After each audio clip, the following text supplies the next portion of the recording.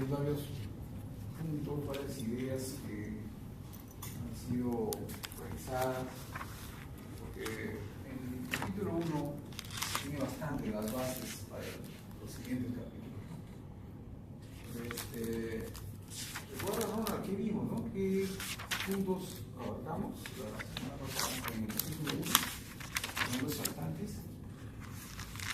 Allá sobre lo que es la evolución de las redes. Evolución de las las redes. Hablando de las redes. Evolución de las redes. Las redes privadas, redes privadas y redes. Tipo de redes. Ajá. Tipo de redes. Privadas y públicas. En la evolución vimos también cómo es que avanzaron desde redes tipo. ¿Qué tipo? Las redes, ¿cómo evolucionaron las redes? O sea, redes públicas, redes privadas. Punto a punto. Allá, redes punto a punto, redes después de redes especializadas. Y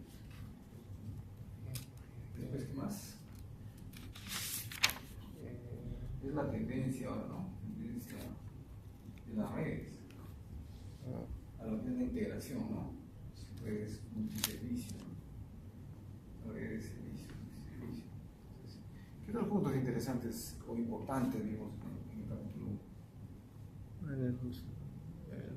Lo que es los tipos de fibra también. Ya, tipos de fibra. ¿Recuerdas qué tipo de fibra vimos? O no estuviste.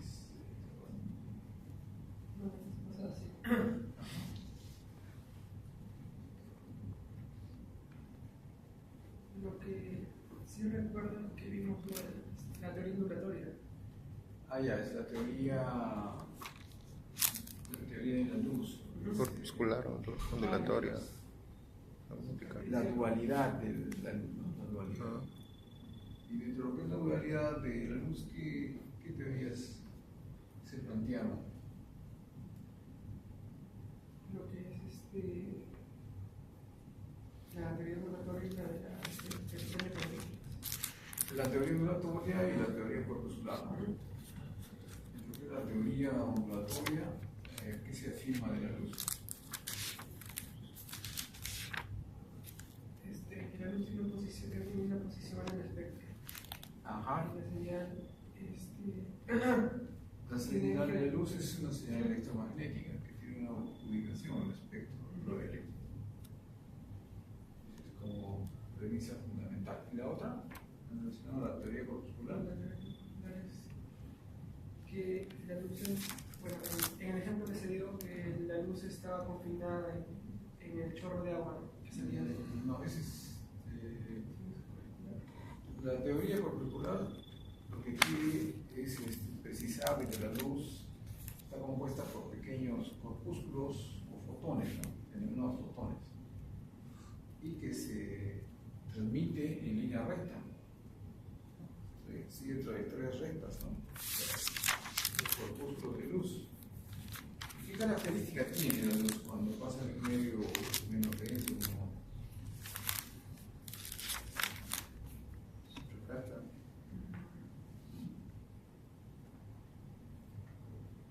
¿Qué pasa con la luz? ¿Se mantiene igual? ¿Cambia? ¿Cambia de qué? Disminuye la velocidad. Disminuye la velocidad. Disminuye la velocidad de la luz. Por ejemplo, si cambia un medio como es el agua, varía en velocidad, es decir, pasa de 3 por 10 a la 8 a 2 por 10 a la 8 metros. Es sustancial, ¿no? Y si cambia en el medio denso, o sea, del agua, pasa nuevamente al aire, ¿qué sucede? Recupera su velocidad. Bien, ¿qué otros temas vimos? Para mencionar algunos otros.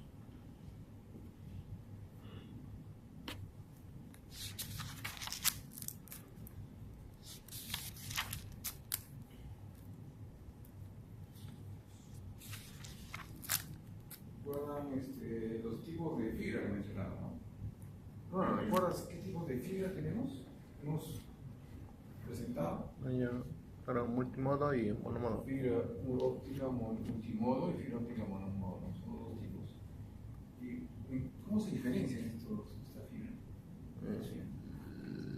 La monomodo es el que tiene más, que puede tener más capacidad o ancho de banda para transmitir. El núcleo de la fibra óptica multimodo tiene un diámetro mayor que el de la fibra óptica monomodo. Estamos hablando de 50 micras y aproximadamente 10 micras en la monomodo. Son las diferencias. ¿Qué otra diferencia tiene? ¿Recuerdas?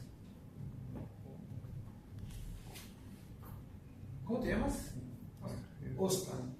¿Recuerdas qué otra diferencia entre los dos tipos de fibra? Porque mencionamos hasta 3.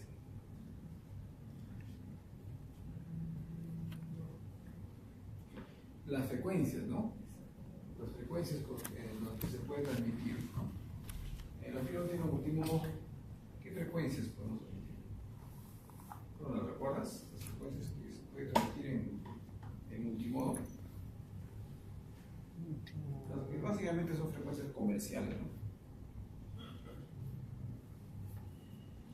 Una de ellas es 850, ¿no? 850 nanómetros. Esa es la primera ventana. ¿Y la otra? Monomodo de 1300. Multimodo. De 850 hasta. De 1300. 1300. No, 1300 es una ventana.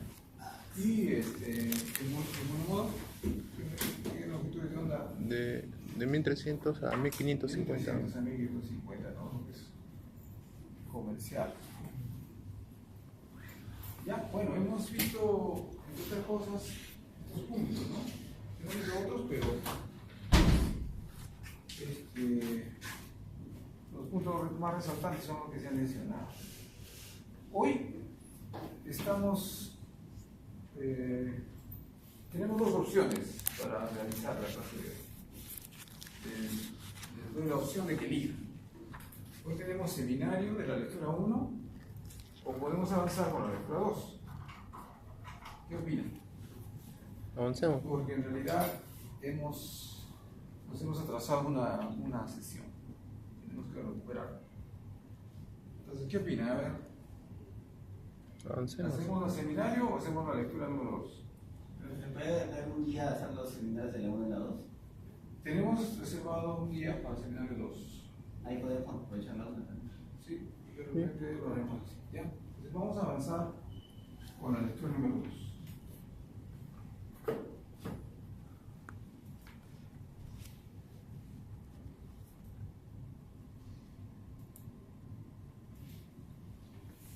Bien, la lectura número 1 es una lectura de, digamos, motivación, ¿no? La idea es presentar un panorama. La lectura 2 y 3 ya son lecturas para explicar cómo es que la luz se transmite a través del medio y también para explicar los problemas o fenómenos que se producen en la fibra, ¿no? Tales como son atenuación y dispersión. Entonces, la lectura número 2 está orientada a explicar cómo es que la luz viaja a través de la fibra, dentro de unos temas principales, ¿no? Entonces, ese es el objetivo entonces de la lectura 2, dar a conocer los conceptos básicos relacionados a la óptica geométrica como herramienta para poder explicar justamente este concepto de la transmisión de la luz. Describir los principios de la reflexión y refracción de la luz y los parámetros característicos de la fibra óptica. En la fibra óptica que se utiliza para poder explicar de manera didáctica la transmisión de la luz es la fibra óptica multimodo de salto de índice. Comercialmente esta fibra no se usa.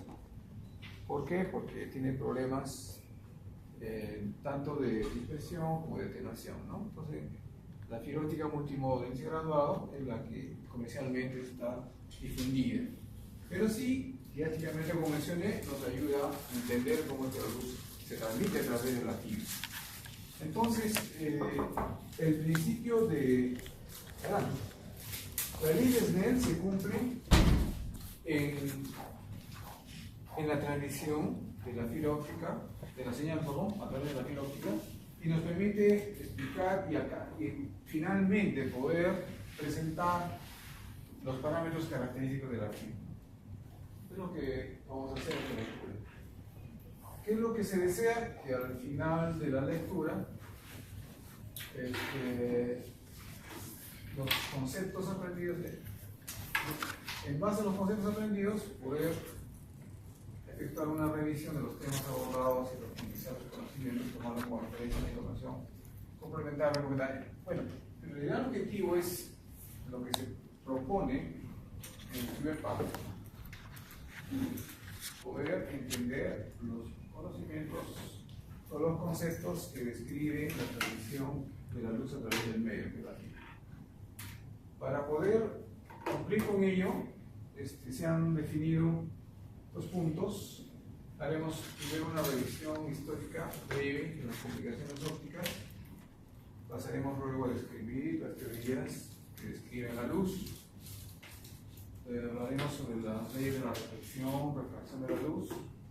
¿Cuáles son las consecuencias de las leyes de la refracción? Hablaremos sobre la teoría ondulatoria y electromagnética ya en mayor detalle. Hablaremos de las bandas, cómo han sido normadas por la UIT para lo que es redes de WDM. Hablaremos luego sobre la teoría cuántica o la teoría corpuscular de la luz. Hablaremos acerca de unos parámetros característicos de la fibra óptica. Para luego definir lo que viene a ser la apertura numérica. Y ahí cerramos la lectura con las conclusiones.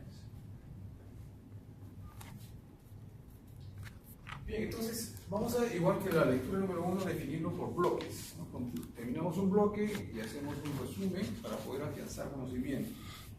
Yo sé que hablo a veces muy rápido, entonces no nos permite tomar nota, pero bueno, haciendo por bloques es factible sí poder resumir lo que se avance.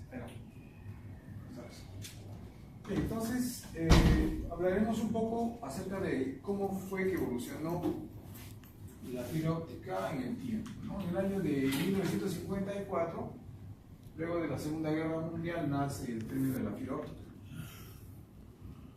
En el 1960 ya surge el primer láser en base a Rubí y la fibra óptica. Ya, digamos, estamos en los albores de la comercialización de la fibra óptica. ¿Por qué? Porque el problema que se tenía en este entonces, en el año de 1960, era que el alcance de la luz a través del medio era corto. Los procesos de fabricación generan problemas, como por ejemplo que la fibra tenga impurezas, ¿no? Entonces eso hacía que no se pudiera comercializar. Pero a consecuencia del estudio, del análisis desarrollado por dos investigadores, uno chino y el otro holandés, que apellidaban Cao y Hoffman, se logra determinar de que el problema por el cual no se podía transmitir a mayor distancia hoy en una longitud de onda distinta era justamente las impurezas en los procesos de fabricación. ¿Alguna pregunta? Si tienen alguna pregunta, levantan la mano y pasamos a su pregunta. Entonces, a consecuencia ya de este estudio y a consecuencia de las mejoras en los procesos de fabricación, ya se podía transmitir en primera y en segunda ventana. Tal que en el año de 1970 la compañía Corning Glass, que es uno de los fabricantes más grandes de fibra desnuda en el mundo, implementa el primer cable de fibra óptica de baja pérdida. Estamos hablando de 20 dB por kilómetro en la región cercana a 1000 nanómetros. Bueno, con esta atenuación todavía grande, porque estamos hablando de 20 dB, el alcance de la fibra pues no era mucho.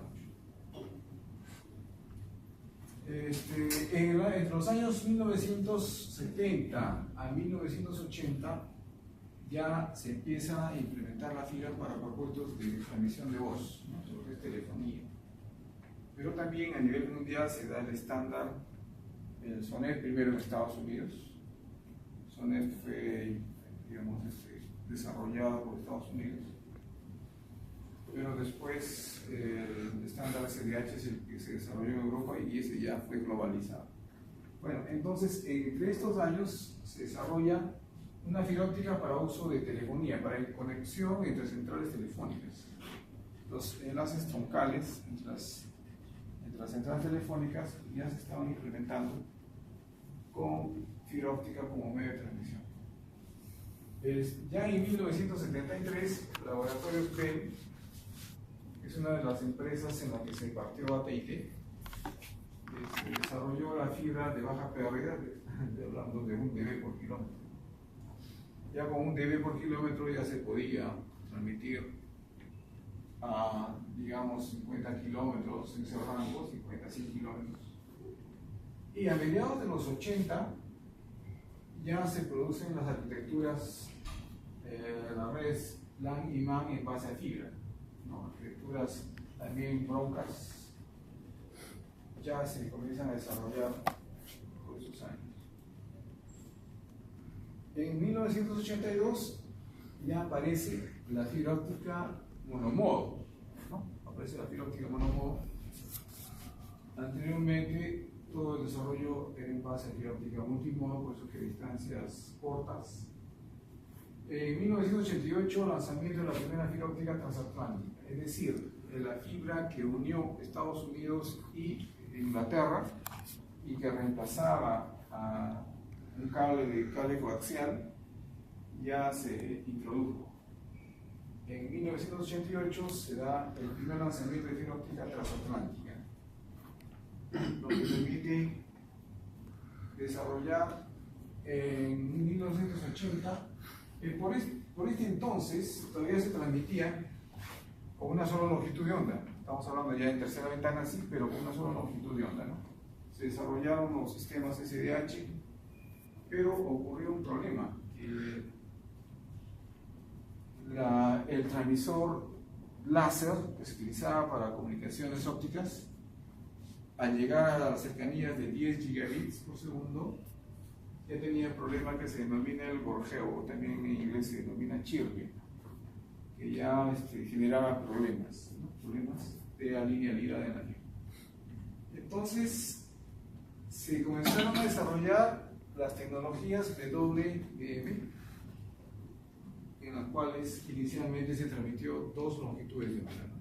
Una de subida y una de bajada, que justamente es para transmisión bidireccional, ¿no? Entonces tenemos que ya en los 80, a finales de los 80, se comienza a desarrollar los amplificadores basados en fibra, topadas con tierras raras como es el helio. Comienzan ya a desarrollarse estos elementos que permiten una amplificación en un rango, ya no únicamente en una longitud de onda como eran los repetidores hasta ese entonces, sino se comienza ya a desarrollar estos amplificadores para un determinado rango. El primer rango que se dio fue alrededor de tercera ventana. Fíjense, ya en 1991, la CCIT establece el estándar a nivel mundial. En 1992 ya comienzan a hacerse diversos desarrollos en DWDM. Ya hablamos de WDM, ya comienzan a hacerse desarrollos en DWDM. Lo que quiere decir es que se puede transmitir a partir de ese entonces más de dos longitudes de onda. Estamos hablando de decenas de longitudes de onda. Decenas y también centenas de longitudes de onda. Y a finales de los 90 ya tenemos las redes ópticas inteligentes.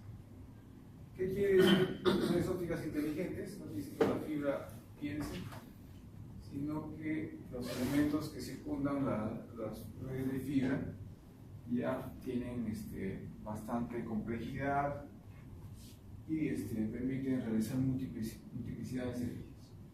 Desde 1975 a la fecha se han definido, esta es una clasificación que si se lee en diversos libros más o menos es igual, pero ahí puede haber otras clasificaciones, pero según esto se tiene que desde 1975 se han desarrollado 5 generaciones de sistemas ópticos, siendo las 4 primeras generaciones las más exploradas.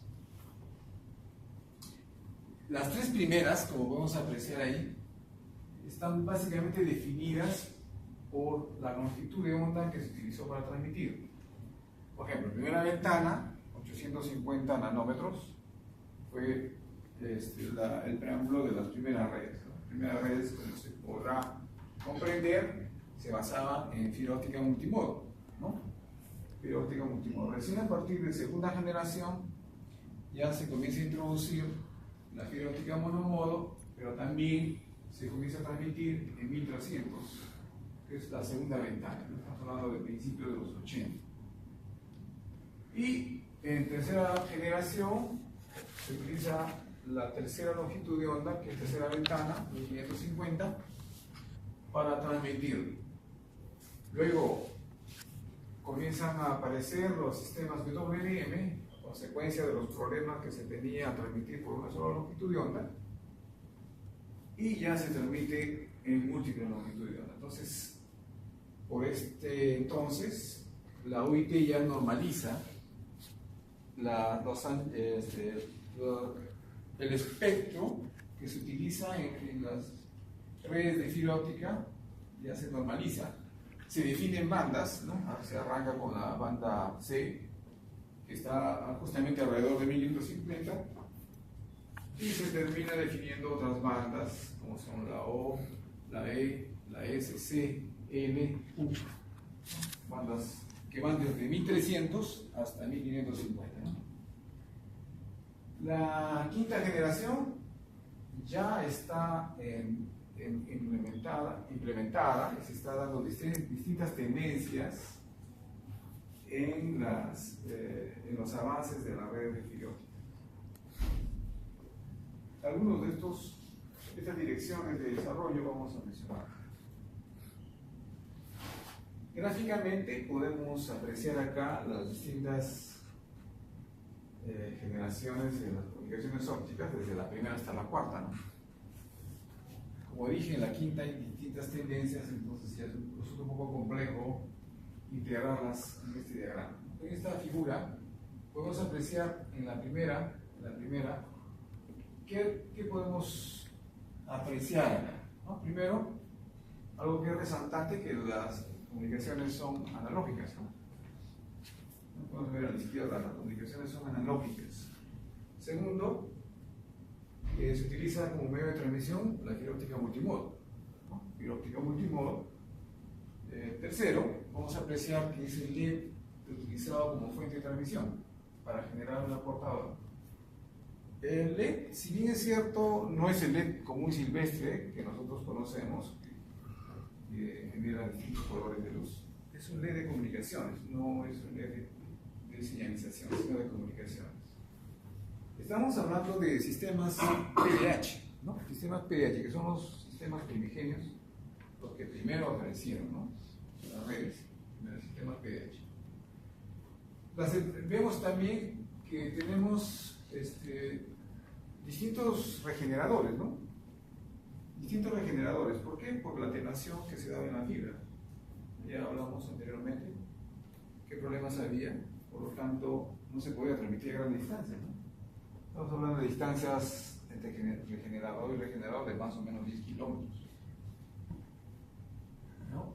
Y otro punto importante es el receptor. El receptor era un receptor que utilizaba un fotodetector tipo PIN. Ya en su momento estudiaremos diferentes tipos de transmisores y también de receptores. Ya, este es en primera generación. En segunda generación, ¿qué podemos apreciar? Primero, que la comunicación ya no es analógica, ¿no? La comunicación ya es digital. Digital. Segundo, que también ya aparece la fibra óptica monomodo como medio de transmisión, ¿no? Podemos apreciar. También podemos apreciar que ya no se transmite en primera ventana, como en el primer caso, sino ya en segunda ventana. ¿Qué más podemos apreciar? Que la separación entre regeneradores ya no es 10 kilómetros, ahora resulta ser 50 kilómetros, ¿no? Digamos aproximadamente. Y también podemos apreciar que se utiliza como fuente de emisión un transmisor o una fuente de emisión tipo láser, pero para aplicaciones multimodo, MLM, láser MLM. ¿Qué más? Tenemos en tercera generación, ¿no? Tercera generación, ¿qué diferencias podemos apreciar? O sea, ¿sí? En la segunda generación solamente es comunicación en un solo modo, ¿no? ¿En monomodo? O sea, me refiero a que no hay longitudes de onda separadas tanto por la subida como la bajada. Solamente hay una. Solamente. Ajá. 1300. Sí. 1300. Adelante. Adelante, bueno. Las comunicaciones son en un solo sentido, comunicaciones punto a punto, ¿no? Transmites, recibes. Bueno, si hablamos de que son simultáneas, no, digamos que uno envía y luego recibe, pero estamos hablando de qué velocidades bastante cortas, ¿no? Ya, bien, estamos hablando de tercera generación. Primero, que la separación ya entre regeneradores es mucho mayor, ya no es 50, sino que estamos hablando de 100 kilómetros. Ya vemos también que entra a tallar nuevas tecnologías en lo que se refiere en el transmisor, tanto como receptor. Ya tenemos los láser para fibra óptica monomodo, tenemos en los receptores, los fotodetectores DBF que se utilizan para altas velocidades, bueno, relativamente altas velocidades. Tenemos, ¿qué más? Hasta ahí, una sola longitud de onda, tercera ventana. Como vuelvo a repetir, el problema que se daba ya con las fuentes de emisión, los láser, al llegar a velocidades cercanas a 10 GHz por segundo, se produce el problema de gorjeo o chirping, que obliga a hacer nuevas investigaciones, nuevos desarrollos para poder superar este problema. Como la forma para superar este problema era, en vez de enviar solo una longitud de onda, o sea, una portadora, pues enviar más portadoras. ¿Perdón? En BWD. Pero sí, se puede transmitir ya por una misma fibra más de una longitud de onda. Quiere decir de que si yo puedo transmitir 10 gigabits por longitud de onda, transmito más longitud de onda, estoy multiplicando de acuerdo a la cantidad de longitud de onda que envío. Aparece, ¿qué desarrollos? Aparte del amplificador óptico que ya mencioné, también aparecen los multiplexores ópticos. Multiplexores ópticos. Ya aparece también, bueno, acá se transmite con múltiples transmisores, ¿no? Se normaliza ya, es decir, se establecen bandas específicas para transmitir múltiples longitudes de onda. Los amplificadores ópticos permiten transmitir dentro de un rango, por ejemplo, el caso del amplificador EFA, dentro de lo que es banda C, permite amplificar en ese rango.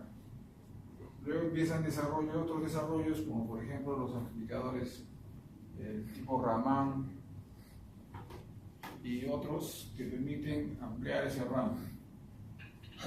Los amplificadores en base a semiconductores se utilizan para transmitir en segunda ventana.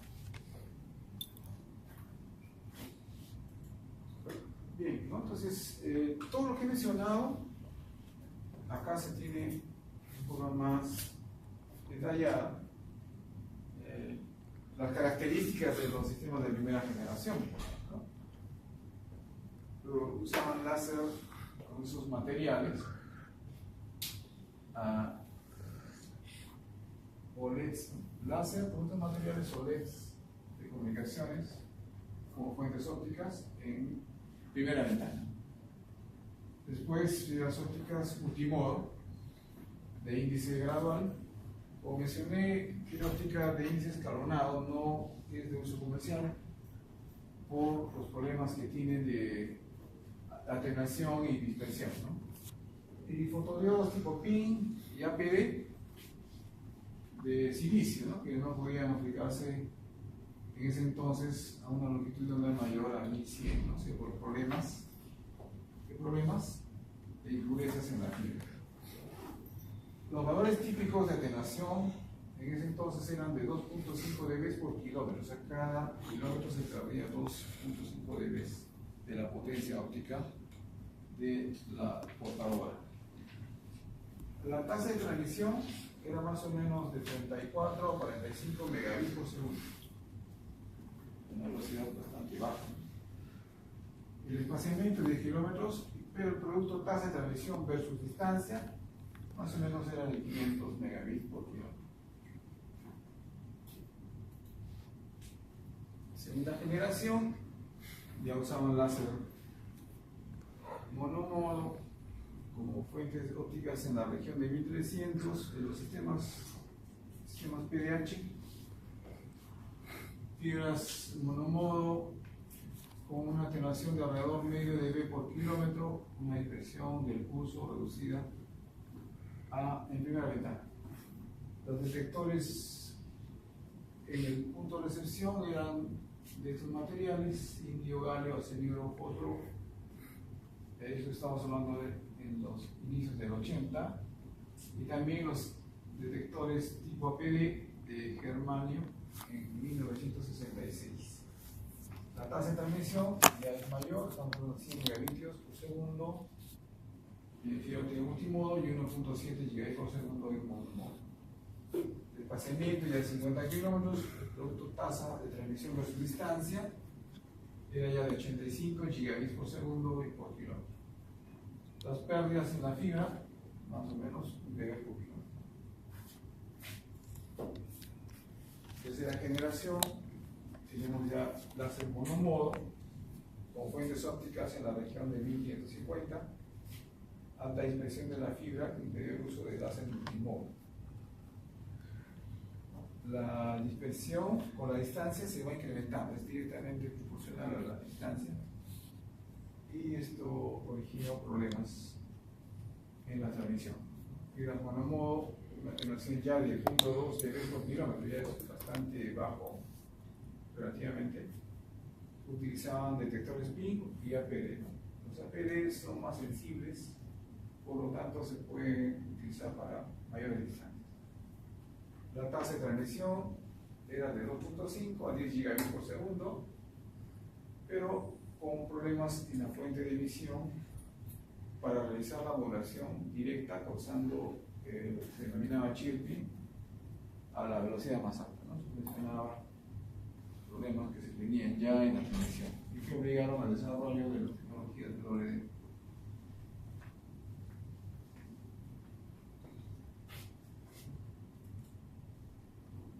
Tenemos acá en cuarta generación ya sistemas de comunicación relacionados con el aumento de capacidad de transmitir información a través de múltiples canales, ¿no?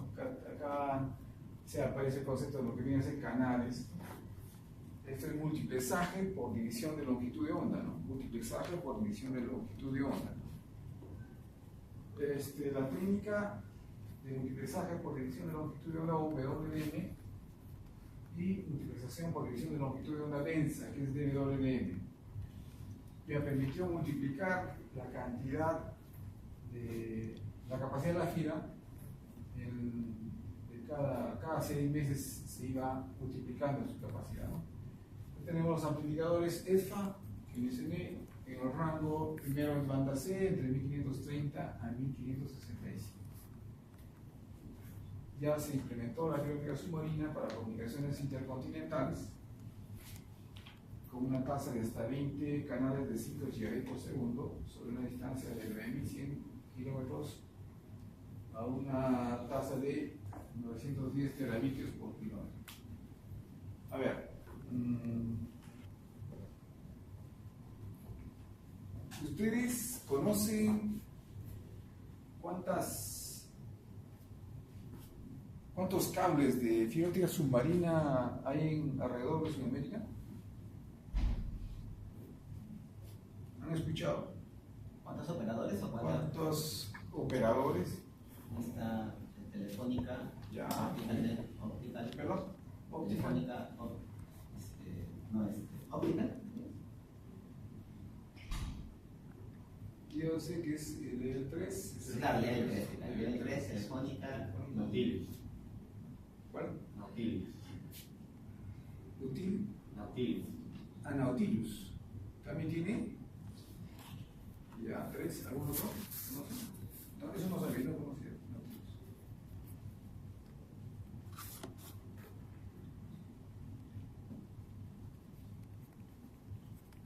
No recuerdo yo el cuarto, pero sí, al menos son 4 operadores que han tendido fibra alrededor de Sudamérica. Ahora, hay muchos más en Norteamérica, Centroamérica y Norteamérica, y de ahí las redes hacia Europa, ¿no? Que también son bastantes. Bueno, resulta que tenemos una gran cantidad de cable que está en el lecho del mar que presta servicios de transporte internacional. ¿Por qué no tenemos fibra óptica en el Perú, por ejemplo, en Amazonas, en lo que es el río Amazonas? ¿Por qué creen? Marañón, Amazonas, por ejemplo, podría solucionar el problema, ¿no?, de las comunicaciones. Podría. ¿Pero por qué creen que no se puede tender fibra? Y eso El río. ¿Ah? El río. Sí, por ejemplo, el Amazonas, el Marañón. Si pudiésemos pasar fibra óptica por esos ríos, hay muchos problemas que se evitarían. Pero hay un impedimento.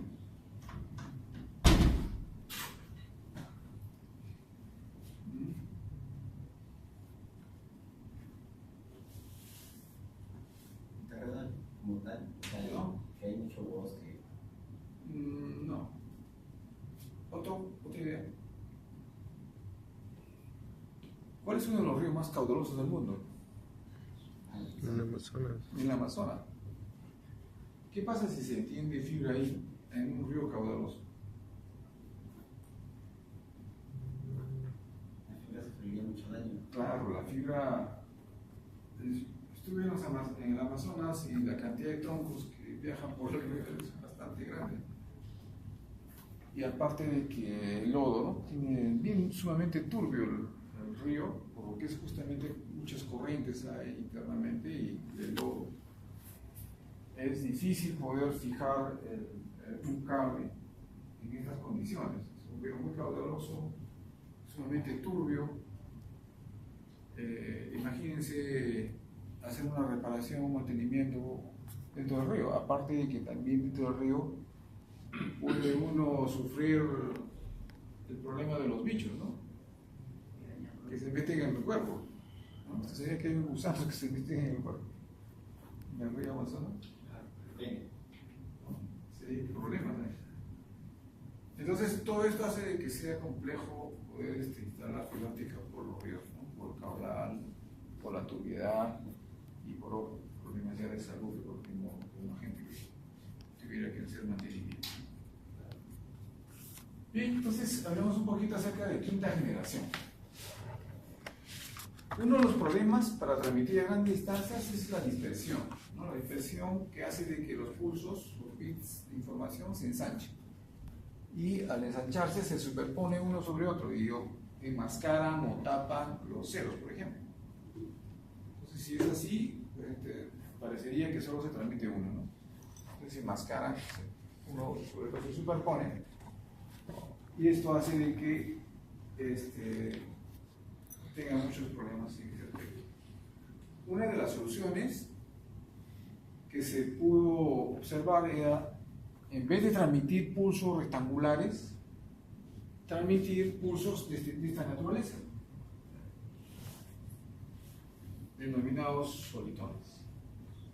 ¿No? Estos pulsos que tienen una apariencia gaussiana, que se transmiten por el medio, tienen la capacidad de poder autorreconfigurarse, es decir, recuperar su propia forma a pesar de la distancia, ¿no?